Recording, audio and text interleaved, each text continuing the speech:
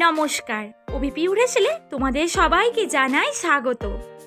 এই সময় সব জায়গায় প্রচণ্ড পরিমাণে গরম পড়েছে, তাই ভাবলাম এত গরমে এমন একটি রেসিপি বানানো যাক যেটা সবার প্রাণ এবং মন ঠান্ডা করে দেবে। সেই জন্য বানিয়ে নিলাম আইসক্রিম। এটা খেতে এতটাই ভালো লেগেছিল যে কি বলবো তোমাদের। চলো শুরু করা যাক তাহলে। সবার প্রথমে গ্যাসে কড়াই বসিয়ে দিলাম, তারপর কড়াইয়ের মধ্যে 1 লিটার দুধ ঢেলে দিলাম।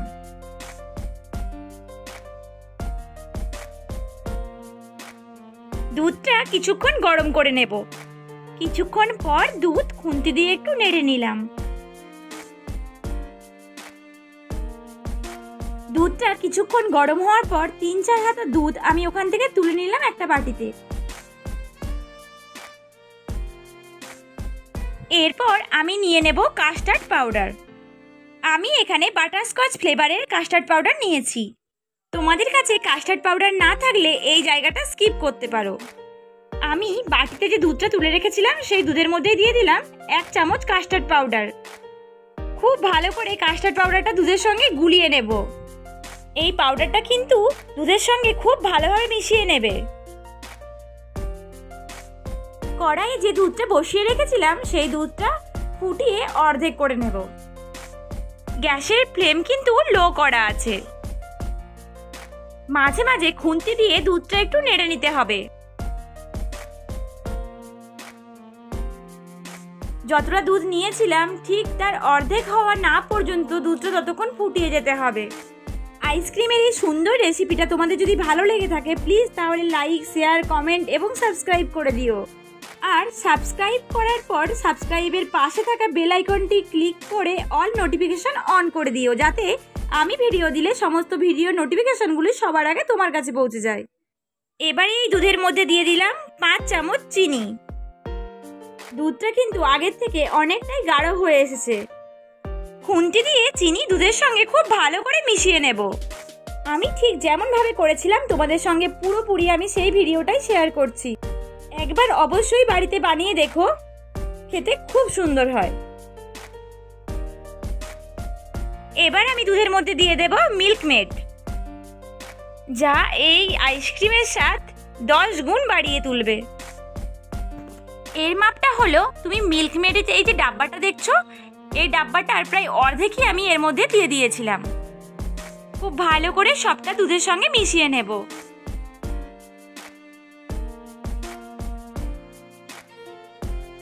এবারে কাস্টার্ড পাউডার মিশ্রিত যে দুধটা রেখেছিলাম সেই বাটির দুধটা এর মধ্যে দিয়ে দেব। পুরোটাই কিন্তু লো ফ্লেমে করতে হবে।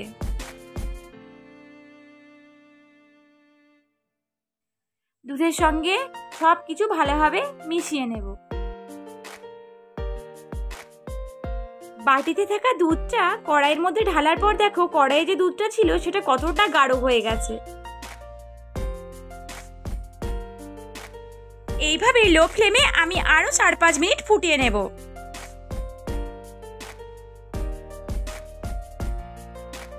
আমি এই রেসিপিটা তোমাদের একটু সময় নিয়ে দেখাচ্ছি, যাতে দুধের গাঢ়ত্বটা বুঝতে তোমাদের কোনো রকম অসুবিধা না হয়। এই সময় গ্যাসের ফ্লেমটা একটু বাড়িয়ে দিয়েছিলাম, কিন্তু গ্যাসের ফ্লেম বাড়িয়ে রাখলে এই রেসিপিটা ভালোভাবে হবে না, তাই আমি গ্যাসের ফ্লেম আবার লো করে দিলাম। এই দুধটা নামিয়ে নিয়ে ঠান্ডা করে নেওয়ার পর আরো অনেক গাঢ় হয়ে যাবে। দুধটা কতটা গাঢ় হয়েছে তোমরা বুঝতেই পারছো। তোমরা যদি আইসক্রিম না বানাতে চাও তাহলে এই এতক্ষণ পর্যন্ত আমি যে রেসিপিটি বানালাম এটাও খেতে কিন্তু জাস্ট ফাটাফাটি লাগে। ব্যাস, এবার আমি গ্যাসের ফ্লেম অফ করে দিলাম। এবারে এটা ঠান্ডা হওয়ার জন্য কিছুক্ষণ রেখে দিলাম। আমি কিন্তু এটা পুরোপুরি ঠান্ডা করে নিয়েছিলাম। অন্য একটা বাটিতে কিছু আমন্ড বাদাম নিয়ে আমি কুচি কুচি করে কেটে নিয়েছি। দুধের এই মিশ্রণটি ঠান্ডা হয়ে যাওয়ার পর এর ওপরে আমি আমন্ড বাদামগুলো ছড়িয়ে দিলাম। দেখেই জাস্ট ওয়াও লাগছে, তাহলে ভাবো খেতে কত সুন্দর লাগবে।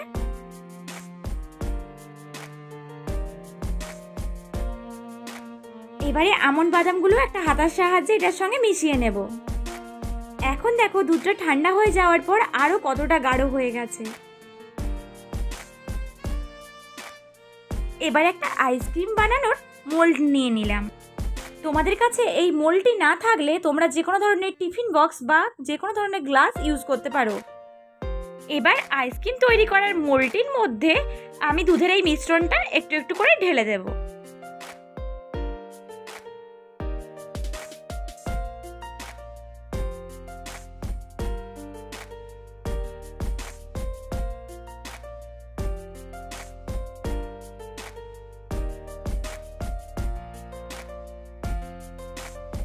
দেখো আমার পুরোটা কমপ্লিট। আমি কিন্তু একেবারে উপর চুপুর ভর্তি ভর্তি দিইনি, একটু সামান্য ফাঁকা রেখেছি। তোমরাও কিন্তু এরকমই করো। এবারে এর ওপর একটা করে ঢাকনা দিয়ে দিলাম। ঢাকনাটা কিন্তু দিতে হবেই।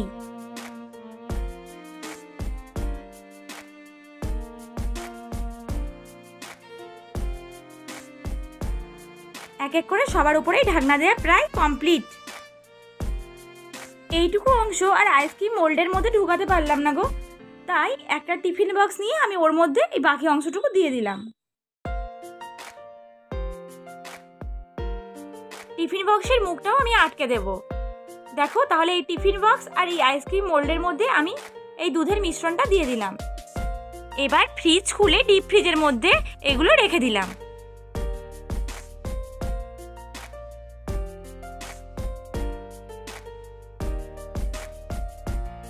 এগুলো রেখে দিয়ে ডিপ ফ্রিজটা বন্ধ করে দিলাম। এরপর 8 থেকে 10 ঘন্টা আমরা অপেক্ষা করব। আমি বানিয়েছিলাম আগের দিন সন্ধ্যাবেলা, পরের দিন আমি সকালবেলার দিকে বের করে নিয়েছি। চলো তাহলে ডিপ ফ্রিজটা খুলে দেখি আইসক্রিমটা জমেছে কিনা। আইসক্রিমের মোল্ডে যে আইসক্রিমটা আমি জমাতে দিয়েছিলাম ওটাই চলো খুলে দেখি। ফ্রিজ থেকে নামানোর সঙ্গে সঙ্গে কিন্তু আমি এর ওপরের যে ঢাকনাগুলো দেওয়া ছিল সেগুলো কিন্তু খুলতে পারছিলাম না, তাই একটা বাটিতে কিছুটা জল নিয়ে তার উপর এই আইসক্রিমের মোল্ডের জায়গাটা রেখে দিয়েছিলাম। তারপরেই দেখো আমি এক একটা করে আইসক্রিম বের করে নিতে পেরেছি। আইসক্রিম তৈরি করার পুরো এক্সপিরিয়েন্সটাই আমি তোমাদের সঙ্গে শেয়ার করলাম। আশা করছি দেখেই বুঝতে পারছো এগুলো কতটা দারুণ হয়েছিল। পুরোপুরি রেডি আমাদের আইসক্রিম। তাই তোমরাই কমেন্টে লেখো এই আইসক্রিমটার কি নাম দেওয়া যায়।